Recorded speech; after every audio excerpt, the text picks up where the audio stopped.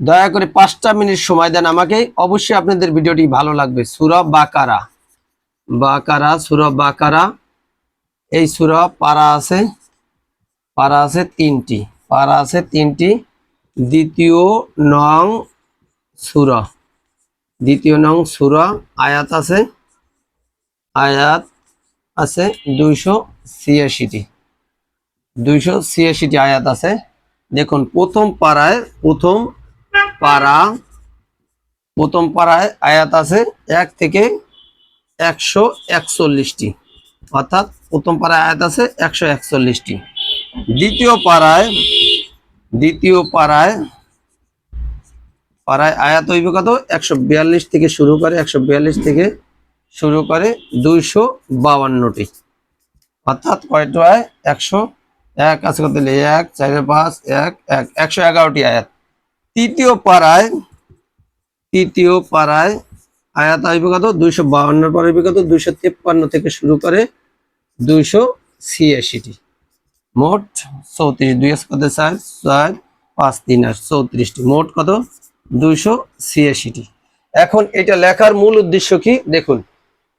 আমরা অনেকেই জানি না যে সূরা বাকারা সবচেয়ে বড়, এটা কয়টা পারা আছে এবং কতটা আয়াত আছে। এবং এক হুজুরে যদি কখনো একটি মাসালা দেয় বা মাহফিলে বলে যে একটি আয়াতই বলে দেয়, হঠাৎ করে বলে ওয়াইসকুলনা লিল মালাইকাতি সুজুদু আদামু ফাসাজাদিল ইবলিস আবা ওয়াস্তাকবারা ওয়া কানা মিনাল কাফিরিন, যে মহান রব্বুল আলামিন বলছিলেন যে আদমকে সবাই সিজদা করে, তখন একমাত্র ইবলিস সিজদা করে না, সে অহংকার করছে, আবা ওয়াস্তাকবার, সে অহংকার করছে, ওয়া কানা মিনাল কাফিরিন, এজন্য সে কাফিরের অন্তর্ভুক্ত হয়ে গেছে। এখন এই আয়াতটি যদি হুজুরে বলে যে সূরা বাকারায় আছে, তখন কিন্তু আপনার এই 286 আয়াত খুঁজতে হইবে। আর যদি বললে দেয় যে এই আয়াতটি আছে সূরা বাকারার 34 নাম্বার আয়াতে প্রথম পারায়, তাইলে কিন্তু আপনি সহজে বের করতে পারবেন। অনেক হুজুরই আছে আলহামদুলিল্লাহ, একটি আয়াত বলে কোন সূরায় কত নাম্বার সূরা, কত নাম্বার পারা, কত নাম্বার আয়াত বলে, কিন্তু সকল হুজুরে কিন্তু এভাবে বলে না। আবার যদি বলে দেখেন দ্বিতীয় নাম্বারে একটা আয়াত আছে, জাইয়ুহাল্লাযিনা আমানু উদখুলু ফিস সিলমি কাফা, হে ইমানদারগণ তোমরা ইসলামের ভিতরে সম্পূর্ণরূপে প্রবেশ করো, তখন এই আয়াতটি যদি বলে দেয় দ্বিতীয় পারায়, আপনি সাথে সাথে খুঁজতে পারবেন 142 থেকে 252, এর মধ্যে কিন্তু আয়াতটি পাই যাবেন। আয়াতটি আছে 208 নাম্বার আয়াতে, 208 নাম্বার যদি হুজুরে বলে দেয় তাহলে তো আপনার সুবিধা। আবার তৃতীয় পারায় যদি যান, যেমন আছে আয়াতুল কুরসি আছে আল্লাহু লা ইলাহা, এখন এই আয়াতটি আছে 255 নাম্বার আয়াতে।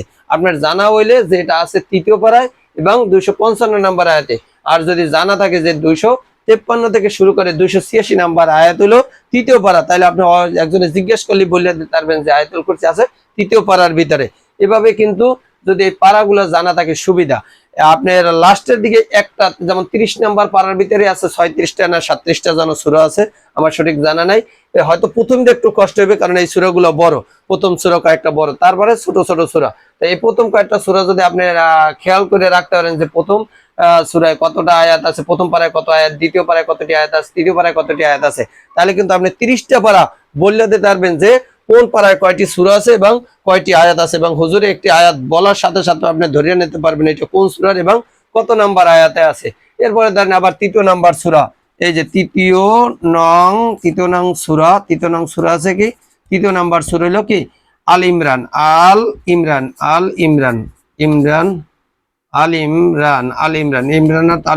ইমরানের পরিবার। আর সূরা বাকারার অর্থ তো গাবি, সবাই জানেন। তারপরে দেখেন আল ইমরান, এটা পারা আছে কয়টি? পারা আছে 2টি, এবং আয়াত আছে 200টি, আয়াত আছে 200টি।